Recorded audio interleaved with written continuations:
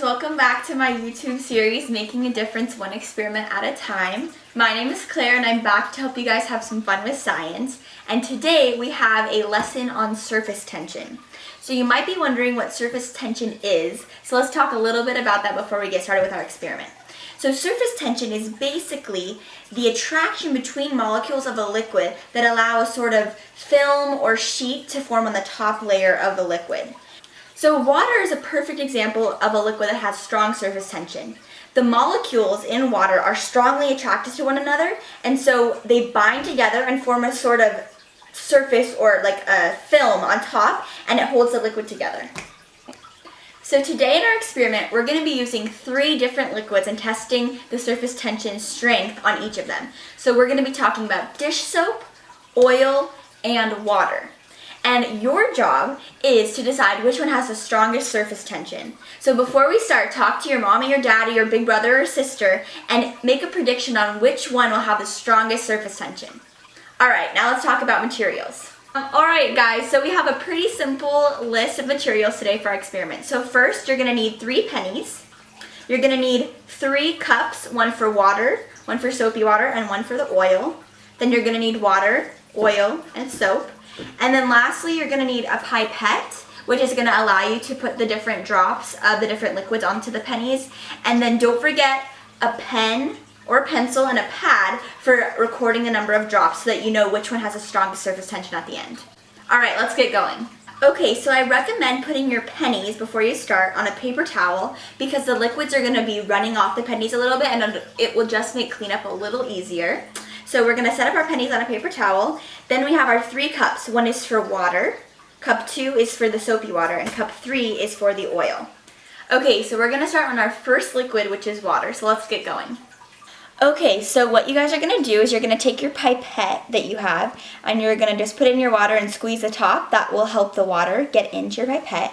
And then we're going to count every single drop that we put on our penny. So let's start. So 1, 2, 3, 4, 5, 6, 7, 8, 9, 10, 11, 12, 13, 14, 15, 16, 17, 18, 19, 20, 21. Here we go. 22, 23, 24, 25, 26, 27, 28, 29, 30, 31, 32, 33, 34, 35, 36, 37, 38, 39, 40. And you guys can see a film is forming, and that is our surface tension. So let's see how many more drops we can fit on. 41, 42, 43, 44, 45, 46, 47, 48, 49, 50. Wow, look at that, guys. Isn't that cool? 51, 52, 53, 54. 55. Oh, 54 drops of water. So don't forget to record that, guys, on your little pad. So now we're going to do our soapy water, and we're going to see how many drops of soapy water we can get onto our penny and see how the soap affects the surface tension as opposed to just regular water. Okay, so let's count. 1, 2, 3, 4, 5, 6, 7, 8, 9, 10, 11, 12, 13, 14, 15, 16, 17, 18, 19, 20, 21, 22, 23, 24, 25, 26. Oh, see, it all went off on 26 drops. This is because the soap affects the surface tension of the water molecules that are so strong when they're just by themselves, but adding the soap really changed things. So don't forget to record the number of drops. Okay, so we're on to our last liquid, the oil.